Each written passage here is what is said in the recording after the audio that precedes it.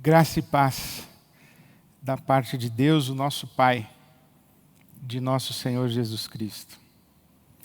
Onde você estiver, quando você estiver, que a boa mão de Deus seja sobre você, sobre a sua casa, seja sobre todos os seus. Continuamos com as nossas atividades presenciais suspensas. Sabe Deus até quando? E hoje, além da pequenina equipe que é necessária para que a nossa celebração chegue até você, a minha companhia nesse auditório são as cestas básicas que começam a chegar e que serão distribuídas com um apelo que você acabou de ouvir e com aquilo que nós temos feito. Não apenas levando o pão, mas também com as nossas cartas, o afeto, o testemunho do amor de Deus, o abraço, ainda que à distância, o acolhimento. A Bíblia Sagrada diz que mais do que nos dar o pão, Deus nos convida à mesa. Não é apenas dar de comer, é trazer para a comunhão. O Salmo 23 diz que o Senhor prepara uma mesa para nós. A Eucaristia, quando repartimos o corpo de Cristo, o sangue de Cristo, simbolizados no pão e no vinho, é uma refeição. Não é distribuição de pão, é uma refeição. Por isso todo o nosso gesto de solidariedade, toda a nossa ação humanitária, ela é mais do que distribuir alimentos. Ela é um testemunho de comunidade, um testemunho de fraternidade. Por isso estamos nesse mover de repartir o pão com abraços, repartir o pão com afeto, repartir o pão testemunhando do amor de Deus. Então, que a boa mão de Deus seja sobre você e a sua casa, que nunca lhe falte o pão e nunca lhe falte o pão para repartir, como a palavra de Deus nos tem ensinado. Eu, há poucos dias, recebi uma foto que ficou registrada na minha memória e me convocando desde a primeira vez que bati os meus olhos. Era uma fotografia que mostrava um muro onde estava pichado, escrito: a minoria mais perigosa são os ricos. Os ricos são a minoria mais perigosa. E sabe que quando eu li aquela mensagem, eu não li sobre eles, os ricos. Eu li sobre nós, os ricos, porque eu me incluí entre os ricos. É como se eu imediatamente, tendo lido os ricos são a minoria mais perigosa, eu tivesse lido os ricos somos a minoria mais perigosa. E eu fui fazer uma pesquisa. Eu fui atrás dos números para saber dessa minoria no Brasil. E eu anotei para você algumas coisas. Por exemplo, 1% dos mais ricos do Brasil concentram renda equivalente a 50% dos mais pobres. Se você pegar 1% da população brasileira e colocar nesse canto, e depois colocar 50% da população brasileira no outro canto, o que haverá de riqueza nesse 1% será o mesmo que haverá nesse 50%. Esse 1% aqui é bastante perigoso. Se você pegar 5% dos mais ricos da população brasileira e colocar nesse canto, você pode colocar no outro canto os outros 95% da população do país. Isto é, 5% dos brasileiros têm a mesma concentração de riqueza que os outros 95% dos brasileiros. Esses 5% somos muito perigosos. Eu me incluo nesses 5%. Para você ter uma ideia, e eles não vão gostar do que eu vou dizer, todos os pastores da IBAB estão dentro dos 5%. Agora, para você ter ainda outra ideia, todos os funcionários colaboradores da IBAB estão entre os 10% mais ricos da população do Brasil. A desigualdade no nosso país é cruel e é insustentável. Mais números para você.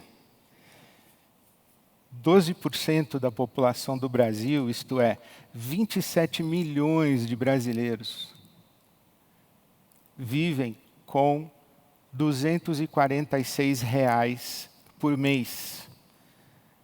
Quando as pesquisas a respeito de linha da pobreza são feitas no Brasil, o número para as regiões do Norte e Nordeste é razoavelmente ali ao redor de R$ 246. Então, nesse critério, 12% da população do Brasil, 27 milhões de brasileiros, vivem com R$ 246 por mês. Mas quando a gente inclui a região sul, sudeste, desce um pouco no mapa, esse valor de 246 salta para 387. E aí, nós temos 52 milhões de brasileiros, 25% da população do Brasil vivem, esses brasileiros, com R$ 387 por mês. 52 milhões de brasileiros.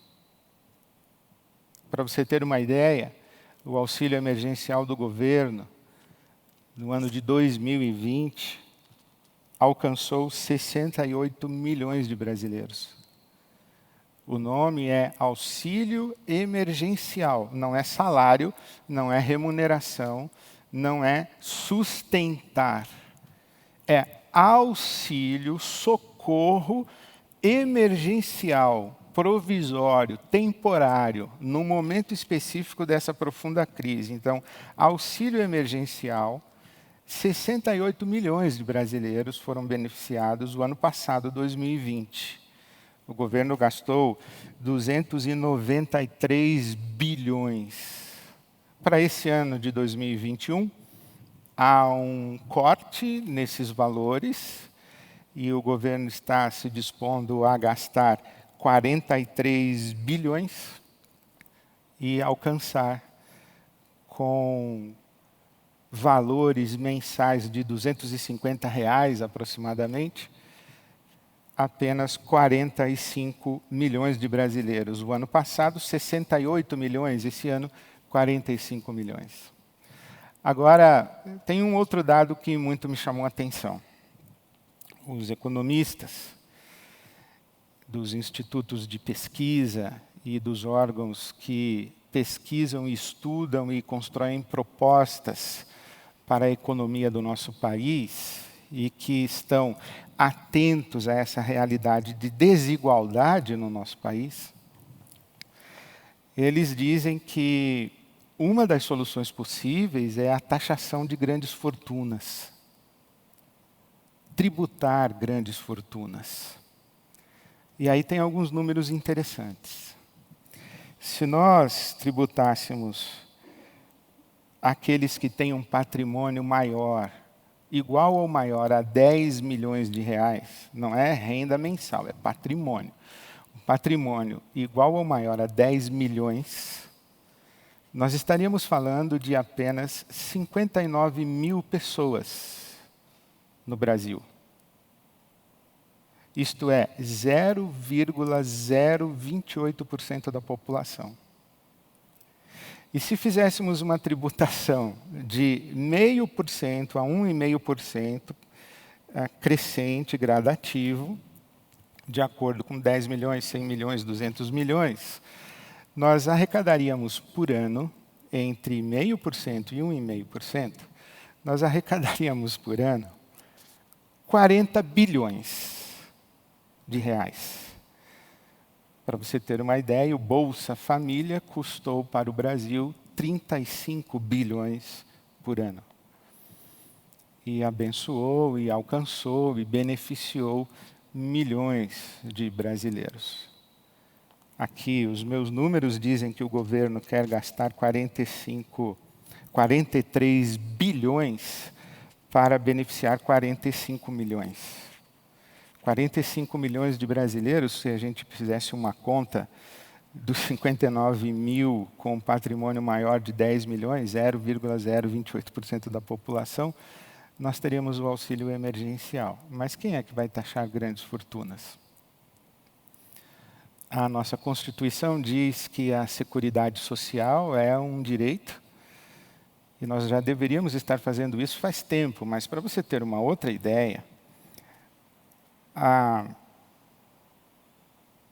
o imposto sobre herança no Brasil é, no máximo, 8%. No Reino Unido, é 40%. Nos países mais ricos, o imposto sobre herança é nesse patamar de 40%, 45%. No Brasil, o máximo 8%. Outro dado muito interessante é que o tributo no Brasil é feito sobre o consumo. A prioridade da tributação é sobre consumo. Isso significa que os 10% mais ricos, inclusive eu estou aí, provavelmente, gastam do seu salário 21% com imposto no dia a dia. Enquanto os 10% mais pobres gastam 32%. Então, quanto maior a renda de uma pessoa no Brasil, percentualmente, menos ela paga de imposto sobre o seu consumo. Quanto menor a renda, percentualmente, mais sobre o seu imposto. Então, esses critérios aqui de desigualdade do nosso país, e nós somos, dizem os estudiosos e as notícias e os fóruns de pesquisa que eu utilizei, que nós ainda somos a 9ª economia do mundo, mas nós estamos entre os países mais desiguais do planeta. Portanto, quando eu leio naquele muro que a minoria mais perigosa são os ricos, sim, a minoria mais perigosa são os ricos. Na verdade, a minoria mais perigosa somos os ricos. Essa conversa sobre ricos e pobres, ela não é apenas uma conversa que está presente aqui no ambiente contemporâneo ou nas disputas ideológicas, nas escolas de proposição de teorias econômicas. E também não é uma coisa que está presente apenas agora, nesse tempo de pandemia. E se você se pergunta, por que o Ed está falando isso num domingo pela manhã? Por que o Ed está falando sobre isso num domingo, na celebração? É porque eu realmente tenho chorado pelo meu país.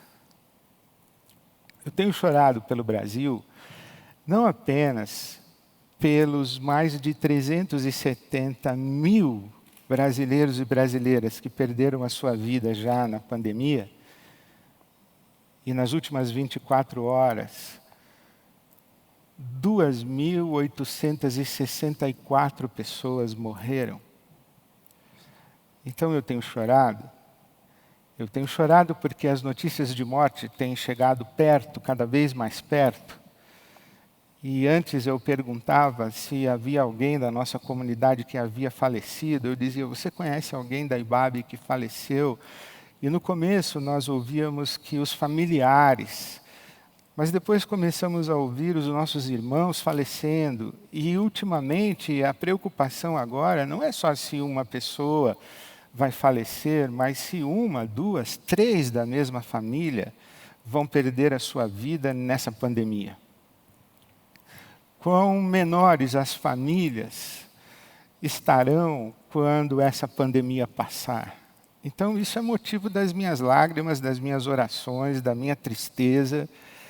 Mas também, ao lado dessa pandemia do coronavírus, existe uma outra tragédia comendo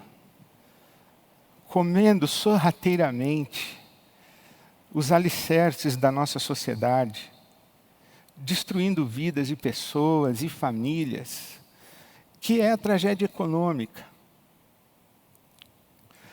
Nós tínhamos saído da linha da pobreza com índices muito significativos, mas no último ano nós voltamos aos números equivalentes a 2006. Há muitos brasileiros que voltaram para a linha da pobreza, para a linha da miséria. A linha da pobreza é aquela onde a pessoa recebe pelo seu trabalho o suficiente para a sua sobrevivência. A linha da miséria é quando nem mesmo para a sua cesta básica essa pessoa recebe como paga pelo seu trabalho, se é que tem trabalho. Sem contar o mercado informal do nosso país. Então, há uma tragédia acontecendo. E aqueles que acham que é uma estupidez e uma insanidade que as pessoas saiam à rua dizendo quero trabalhar, protestando quero trabalhar, não estão sensíveis à realidade de uma família na mesa de quem falta pão. É claro que existe muita instrumentalização política dessa pandemia. Tanto instrumentalização política para o tratamento dos cuidados e das medidas sanitárias, quer seja no município, no estado, no país. Há muita instrumentalização política também da questão econômica. Esses movimentos, essas placas levantadas na rua, os carros de luxo fazendo protestos nas ruas. Na verdade, quem está indo às ruas fazendo protesto com placa é a minoria perigosa. Então, eu estou atento para isso, estou sofrendo com isso no meu país, sofrendo com você, por você, vendo a realidade econômica e vendo a realidade da pobreza na minha cidade, à minha volta, no meu bairro, vendo os movimentos e arranjos econômicos das famílias da nossa comunidade. E tudo isso me afeta profundamente. Se há uma tragédia sanitária nessa pandemia, também há uma tragédia econômica. E para essa tragédia nós devemos dar atenção, nós devemos ter cuidado para com ela. Não devemos menosprezar aqueles que desesperados querem a retomada das atividades de comércio, querem abrir a loja, estão dispostos a expor a sua vida ao risco do vírus, porque a sua situação de dificuldade ou quase impossibilidade de sobrevivência e subsistência financeira leva a um desespero tal que as pessoas optam. Sem contar aquelas muitas que nunca tiveram a opção de um home office, nunca tiveram a opção de ficar em casa, nunca tiveram a opção de ficar recolhidas. Nós falamos assim, olha, vamos nos recolher e vamos nos proteger, vamos ficar em casa, como se o Brasil inteiro tivesse uma casa confortável para ficar se escondendo do vírus. Não é verdade. Por isso é que se o vírus mata, e ele já deixou claro que mata, e é uma grande estupidez e uma grande tolice nós negligenciarmos o poder letal desse vírus, a pobreza também mata. A pobreza mata o corpo, mata a alma, mata as relações, mata os afetos, mata as esperanças, mata os sonhos de futuro. Então a pobreza também me interpela, e a Bíblia fala sobre isso. Então quando eu li, os ricos são a minoria mais perigosa, eu li, os ricos somos a minoria mais perigosa. E é claro que eu disse que essa discussão não é de hoje, é claro que eu lembrei de Jesus, falando que é mais fácil um camelo passar pelo buraco de uma agulha do que um rico entrar no reino dos céus. É mais fácil um camelo passar pelo buraco de uma agulha do que um rico entrar no reino dos céus. A interpretação de buraco da agulha algumas pessoas dizem que era um portão na muralha de Jerusalém, que quando os portões eram fechados ficava apenas um portão para uso noturno, e que ali um camelo não conseguiria passar, porque... Então, há muitas tentativas de explicações. Uma das que eu achei interessante é que na muralha de Jerusalém tem uma fenda, uma brecha, onde os arqueiros, em caso de ataque externo, atiravam as suas flechas, então passa só uma flecha. E essa fenda chamava-se agulha na muralha de Jerusalém. Então Jesus está dizendo, um camelo não passa ali, só passa uma flecha. Então, um rico não vai conseguir entrar no reino dos céus. É mais fácil um camelo passar pela fenda da agulha na muralha de Jerusalém do que um rico entrar no reino dos céus. Então, o que Jesus está dizendo é que os ricos não são um perigo apenas para o mundo e para a sociedade. Os ricos são perigosos para si mesmos. A riqueza é um perigo não apenas para aqueles que não a têm, mas também e principalmente para aqueles que a têm. A riqueza é perigosa.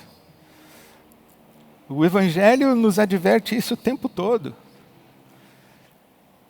Quando foi o início dos anos 60, a Igreja Católica fez o chamado Concílio Vaticano II, ou célebre Concílio Vaticano II, que foi uma ruptura significativa na história da Igreja, com grande influência da teologia da libertação, dos teólogos latino-americanos, e no meio de uma discussão de comunismo, socialismo na América Latina, mas ali na década de 60, criou-se essa expressão de que Deus fez uma opção preferencial pelos pobres. E eu discuto, evidentemente, Deus não fez opção preferencial pelos pobres, mas que parece ter sido um consenso, é que os pobres fazem uma opção preferencial por Deus. Porque o anúncio do reino de Deus é uma boa notícia para os pobres. E nós tentamos espiritualizar o pobre de espírito, o pobre em espírito. E não podemos esquecer que a Bíblia Sagrada é um livro escrito pelos pobres, da ótica dos pobres. E só é possível ler a Bíblia Sagrada se nós a lemos de baixo para cima. Os autores da Bíblia Sagrada, eles não estavam no topo da pirâmide, eles não estavam na minoria perigosa. Os autores da Bíblia Sagrada, eles não eram a minoria perigosa do mundo. Os autores da Bíblia Sagrada, por exemplo, eles não eram os que escravizavam. Eles eram os escravos no Egito. Os autores da Bíblia Sagrada, os profetas que você lê e que eu leio, eles não moravam nos castelos, nos palácios da Babilônia. Eles eram escravos na Babilônia. Os autores bíblicos, os apóstolos que nós lemos e que dão os fundamentos da nossa fé no Novo Testamento, eles não eram palacianos em Roma. Eles não frequentavam a corte, eles não eram amigos do imperador. Eles eram o povo ocupado por Roma na Palestina de então. Eles eram também escravos. Então, a Bíblia Sagrada é um livro escrito pela maioria de pobres. Por isso é que Jesus fala o seguinte: olha, os ricos estão distantes do reino de Deus, eles não conseguem perceber o reino de Deus, porque quando nós temos posições de privilégio, nós tendemos a ler o mundo a partir da nossa ótica de privilégio. E não somente nós tendemos a ler o mundo a partir da nossa ótica de privilégio, como tentamos fazer de tudo para manter os nossos privilégios. E aí Jesus vai dizer, olha, é mais difícil, e eu estou citando Lucas, capítulo 18, versículo 25, é mais difícil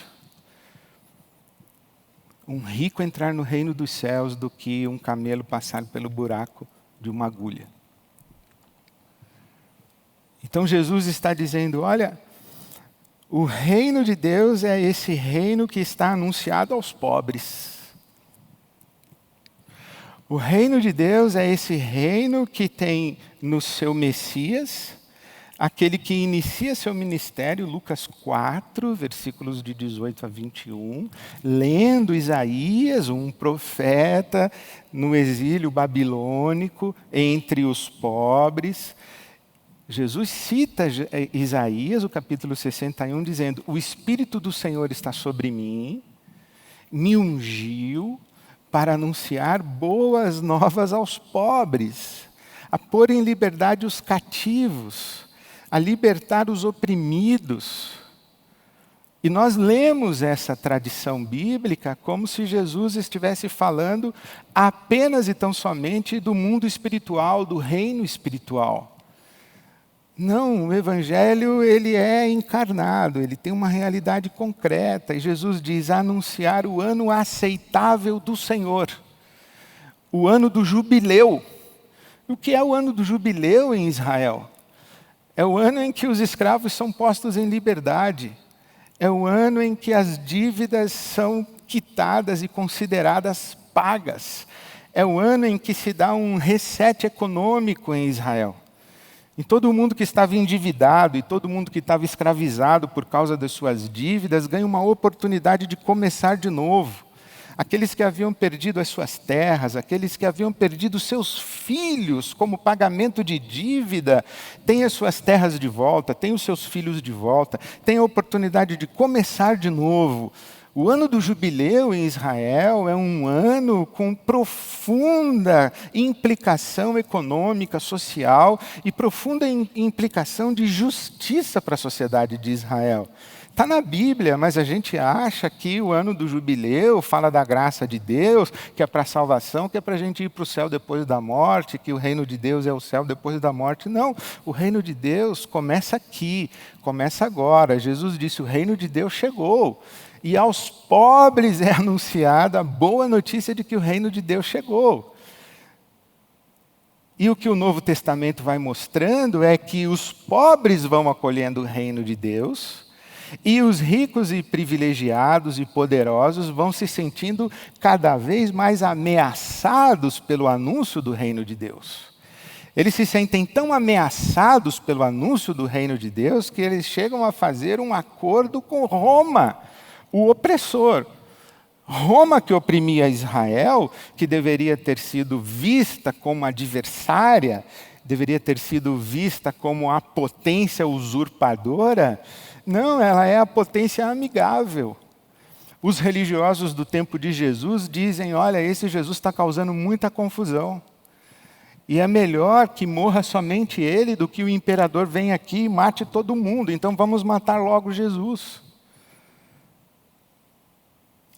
Hoje, 2000 anos depois, nós olhamos e lembramos de Jesus na cruz, o sacrifício vicário de Jesus. Nós lembramos que Deus estava em Cristo reconciliando consigo o mundo. Nós afirmamos que Jesus era o Cordeiro de Deus que tira o pecado do mundo. Tudo isso está na Escritura Sagrada.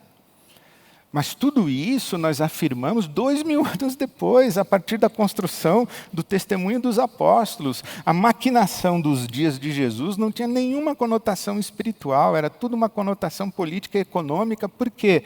Porque os poderosos, os privilegiados, os ricos, a minoria perigosa do tempo de Jesus percebeu que o anúncio do evangelho do reino de Deus obrigava uma completa transformação de consciência e uma completa reinvenção da sociedade na ótica da fraternidade. Por isso a gente chega em Lucas, capítulo 12. Lucas, capítulo 12, aqui no versículo de número 13. Um homem do meio da multidão pede que Jesus faça o arbítrio de uma disputa de herança entre ele e seu irmão. E Jesus adverte dizendo, olha, a vida de um homem não consiste na abundância dos seus bens. Lucas 12, versículo 15. Cuidado com a riqueza. A vida de um homem não consiste na abundância dos seus bens. E então Jesus conta uma parábola. Uma parábola dizendo que a vinha de um homem deu uma colheita especial. Ele colheu mais do que imaginou. E ele disse, já sei o que eu vou fazer. Eu vou aumentar os meus celeiros e vou dizer, alma tem em celeiros muitos bens. Descansa, come, bebe, folga. Vive. E Jesus termina a sua parábola dizendo, louco. Lucas 12, versículo 20. Louco. Essa noite a sua vida será solicitada, a sua alma será pedida. E o que você preparou, para quem é? Que tesouros você juntou na vida? O que você juntou na vida? O que você juntou na vida, você não leva para a eternidade. Fica aqui. E Jesus diz, tão louco é aquele que junta tesouros apenas para si. Que junta tesouros apenas para si. Versículo 21. Assim acontece com quem guarda para si as riquezas, mas não é rico para com Deus. Então Jesus chama os seus discípulos e começa a falar com eles, dizendo, olha, vocês não se preocupem com o que comer, o que beber, o que vestir, porque Deus veste os passarinhos, veste as flores do campo. Eu estou em Lucas capítulo 12, começando no versículo 22. É a mesma expressão do Sermão do Monte de Mateus capítulo 6. Agora é Lucas capítulo 12. Dizendo, olha, Deus cuida de todos. Deus cuida das flores e dos passarinhos, vai cuidar também de vocês. E então, no versículo 32, Jesus diz assim, não tenham medo, pequeno rebanho, pois foi do agrado do Pai dar-lhes o reino de Deus. Ora, Jesus estava se dirigindo àqueles que não faziam parte da minoria perigosa. Ele está se dirigindo aos seus discípulos que vieram de entre os pobres.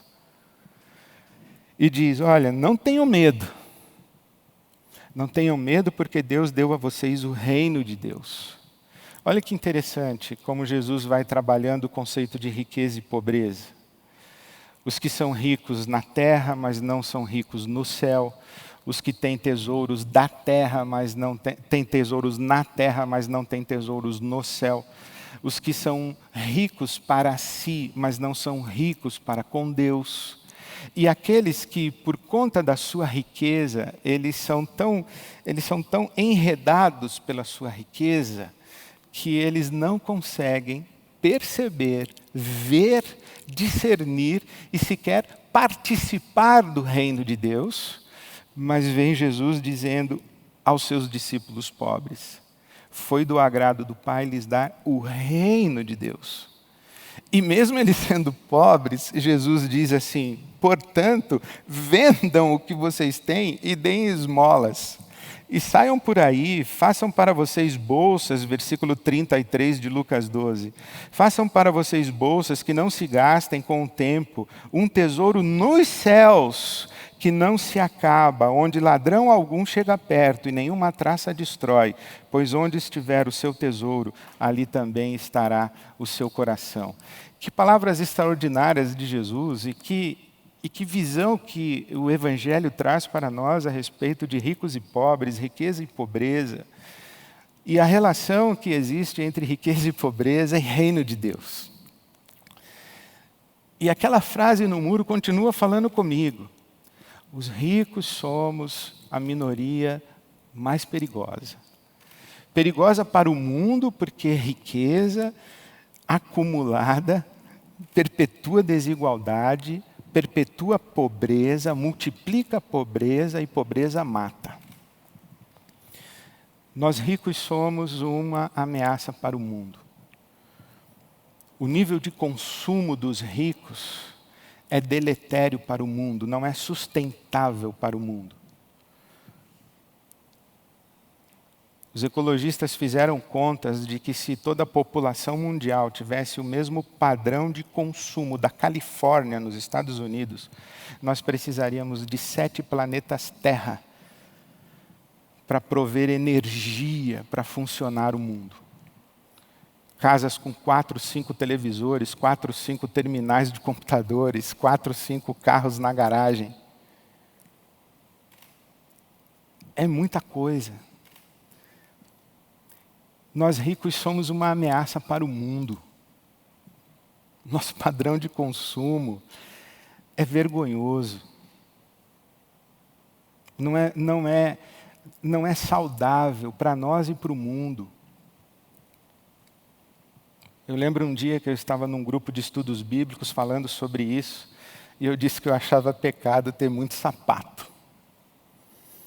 E aí você imagina a discussão qual não foi.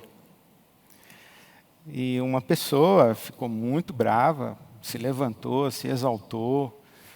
Eu não lembro nem mesmo se chegou a ir embora da nossa discussão em grupo ali, estudo bíblico. Eu só falei que era pecado ter muito sapato. E eu lembro que um dos argumentos que ele usou foi que eu estava equivocado, porque quem consome gera emprego. E eu não respondi dessa maneira, mas eu posso responder agora. Eu não sou idiota. É claro que quem consome gera emprego, mas quem acumula gera pobreza.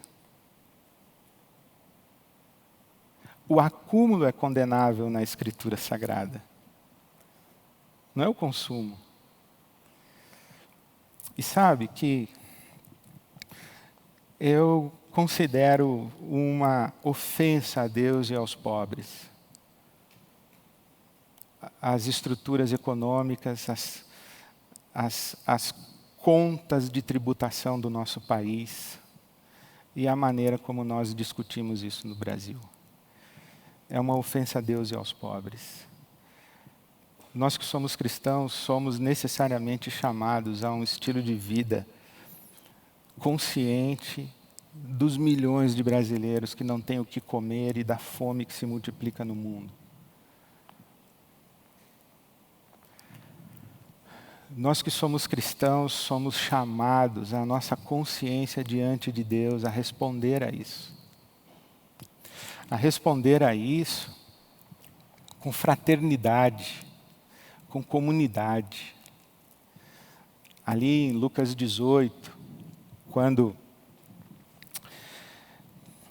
Jesus diz que é mais fácil um camelo passar pelo buraco da agulha do que um rico entrar no reino dos céus, o Pedro diz assim: mas nós largamos tudo para te seguir. E Jesus diz: não se preocupe, você não vai ficar no prejuízo. Porque ninguém que tenha deixado casa, bens, família, pelo reino de Deus, vai ter menos. Jesus diz: receberá 100 vezes mais ou muitas vezes mais, e ainda a vida eterna. O modelo econômico do reino de Deus não é a meritocracia, não é o acúmulo. O modelo econômico do reino de Deus é a comunidade, é a fraternidade, é a solidariedade, é a generosidade, é a justiça. Não é possível que nós ricos, no mundo em que nós vivemos, não escutemos o apelo de Jesus a nós, ao nosso coração, e a interpelação de Jesus a nós. Não é possível que nós, os ricos, que fomos tocados pelo Evangelho e nos convertemos a Jesus, ou fomos convertidos a Jesus, e quando eu ouço isso, quando eu leio a Bíblia dessa maneira, como eu estou lendo com você hoje, eu me dou conta do milagre que é a minha vida. Porque eu sou um camelo que passou pelo buraco da agulha. Se você é um rico, uma rica, que conhece a Jesus, o Evangelho, é apaixonado por Jesus e pelo Evangelho, conhece a palavra de Deus, coloca o seu joelho no chão em oração e invoca como seu Deus, o Deus e Pai de nosso Senhor Jesus Cristo. Se você é um rico, uma rica que faz isso, você é um camelo que passou pelo buraco da agulha. Você é um milagre. Você é um milagre. E você, portanto, já discerniu que existe um outro reino em paralelo, ou concomitante, ou imbricado, ou entranhado, nesse reino aqui de Mamon. O reino dos números de Mamon, das estatísticas de pobreza, de miséria. Você já descobriu que tem o reino de Deus aqui. Você já descobriu que a vida de verdade, ela não é contabilizada nos números. A vida de verdade não é a vida dos números. A vida de verdade é a vida dos nomes, dos afetos, dos amores. Porque quando a gente fala assim, 45 milhões de brasileiros, 52 milhões de brasileiros, não, eles têm nome. Eles têm filhos e filhas chorando com fome. Crianças de 2 anos, 6 meses, 1 ano, 4 anos, chorando de fome. E tem nome essas crianças. Você já descobriu isso. E não é possível que o seu coração não seja tocado para perceber essa realidade e você não seja mobilizado, não seja mobilizada para viver no reino de Deus.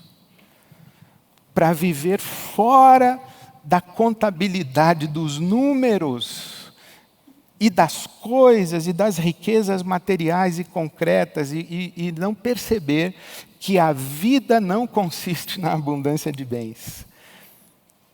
Eu me lembro do meu amigo que o filhinho dele, de 5 anos, perguntou para ele: pai, o que é espiritual?